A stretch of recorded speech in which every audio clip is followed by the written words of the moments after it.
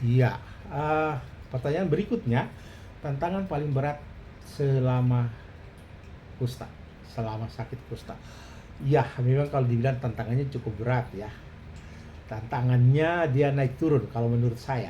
Ada waktu-waktunya saya sampai kena reaksi itu, waduh tidak berdaya sekali. Karena, sangat, berat buat saya. Hal yang membuat agak waktu saya tantangan yang berat buat saya dan keluarga itu, ketika saya dalam kondisi reaksi sudah ketahuan ya bahwa saya memang sakit kusta dan sudah itu, eee, pada saat yang paling berat itu ketika saya menolak untuk berobat, melakukan pengobatan. Karena, itu yang menjadi sebuah keresahan besar bagi keluarga dan ya bagi saya juga secara pribadi ya, karena secara logika kalau orang sakit dia tidak mau berobat, maka ya Anda hanya tunggu sampai tubuhmu hancur atau kamu akan mati. Itu. Itu menurut logika secara akal sehat. Tapi ada satu perspektif lain yang memang mungkin berbeda dengan saudara-saudara saya, keluarga saya, bahwa saya bilang bahwa, eee, saya manusia punya sebuah keyakinan dan saya tahu bahwa hidup saya itu diciptakan oleh Sang Pencipta dan Dia tahu setiap apa yang saya alami itu pasti Dia tahu. Dan saudara, itu saat-saat yang paling berat ya. Jadi, saya sendiri pun juga, harus mengetahui bahwa ada apa di balik penderitaan kusta itu. Karena saya bilang kalau sekiranya saya hanya, aduh, lahir dan dibesarkan dan saya sakit kusta dan sampai di situ saja, saya bilang, "Waduh, kenapa ada sejak dari kandungan ibu saya tidak menjadi anak yang gugur sejak dari dalam kandungan ibu." Tidak ada gunanya, saudara. Tapi saya bilang kalau saya diizinkan terjadi sesuatu, maka ada jawaban yang saya harus temukan di dalam penderita kusta itu. Dan itu bagi saya itu tantangannya cukup berat. Karena saudara pada saat-saat itu ya, ya bagi saya dunia itu gelap sekali ya. Tapi masa sih dunia ini hanya saya lahir dan menikmati kegelapan dunia ini? Tidak. Dan perjuangan itu yang paling berat sekali. Dan saya bilang, sama saudara-saudara saya pun saya bilang mereka sudah sangat tidak setuju dengan pemikiran saya, sampai saya pernah dikatakan bahwa kalau kamu tidak mau berobat ya, karena waktu mau berobat itu waktu reaksi kedua itu saya sudah dekat dengan kota ya, ibu kota kabupaten, jadi saya sudah bisa akses ke perawatan sudah bisa. Nah, tidak perlu menyeberang laut lagi ya.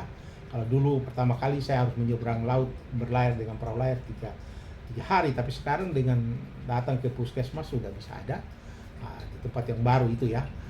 Tapi saya bilang tidak, saya harus berjuang dulu dan akhirnya mereka mungkin sudah frustasi, dia bilang kalau, dia bilang kamu tidak mau berobat maka kami akan panggil, suruh bapak camat untuk membawa kamu diungsikan ke hutan belantara sana, tinggal sendiri. Ya, saya bilang silakan kalau memang itu sudah keputusan kalian. Tetapi, saya bilang di luar sana saya di hutan saya akan hidup sendiri di tengah hutan dan saya akan bergaul dengan Tuhan dan saya yakin bahwa Tuhan akan membuat sesuatu buat saya. Dia akan menyembuhkan saya dan saya akan tunjukkan buat kalian bahwa Tuhan itu mampu menyembuhkan saya. Itu dia. Itu merupakan sebuah prinsip dia dan setiap orang harus memiliki prinsip hidup di dalam hidupnya untuk meyakinkan bahwa keyakinan yang dia yakinkan itu betul-betul mampu bisa menyelamatkan dia. Itu tantangan yang paling berat sekali. Dan saudara, saya berjuang terus menerus. Dan pada satu saat nanti saya akan mengalami, pemulihan tanpa pengobatan. Oh, ada luka dan saya bilang luka ini nanti akan sembuh.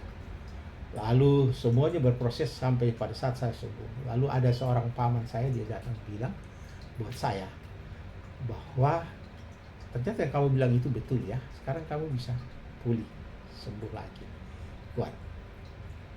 Nah, saudara, ini hal yang membuat gempar ya, hampir karena saya boleh katakan di situ dalam satu kecamatan itu, mungkin saya satu-satunya penderita kusta di situ.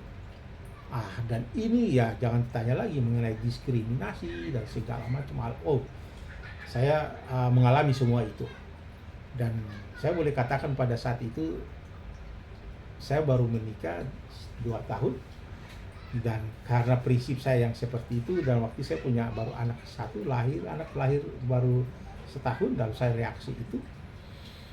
Dan disitulah istri saya itu, ya dia mungkin masih muda atau orang muda dan cantik, dia tidak kuat untuk mau bertahan hidup dengan saya, dan disitulah dia harus memilih untuk memisah, mencari kekasih yang lain, sehingga saya harus ditinggalkan. Ya saudara, itulah dia sebuah konsekuensi yang saya pegang, tantangan yang paling berat karena saya sakit kusta itu. Tapi saudara, saya akan tetap konsisten terus, dan saya menjalani waktu itu dengan sangat berat sekali. Jadi setelah saya sudah mulai pulih saudara, orang bilang kulit bungkus tulang. Saya tidak bisa duduk di kursi kayu, ada kursi kayu di rumah saya pun saya tidak bisa duduk, saya hanya bisa duduk kursi yang ada busanya, ada kursi sofa ya. Tapi yang kursi kayu karena sudah sangat kurus sekali. Nah itulah, ada yang tanya, kok kurus sekali? Saya bilang iya, itu bukti dari perjuangan. Karena saya bilang hidup itu adalah perjuangan, saya sedang berjuang untuk bisa menemukan sesuatu di balik penderitaan saya. Nah, jadi saudara, itulah yang memang saya perlu sampaikan. Menjawab pertanyaan, tantangan paling berat selama kusta. Jadi saudara, saya bilang tantangan berat itu saya sebutnya itu sebagai romantika kehidupan. Ya tergantung, itu menurut sudut pandang saya ya saudara. Jadi tantangan yang berat itu karena saudara, kalau ujian saudara sekolah ujiannya cukup berat, berarti saudara harus naik kepada tingkat yang lebih tinggi.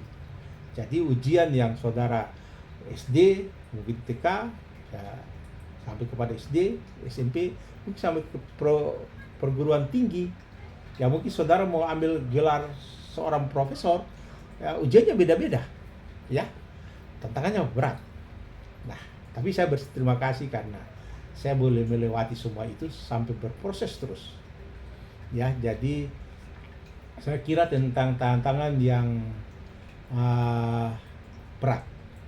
Lalu, ya oke, itu satu.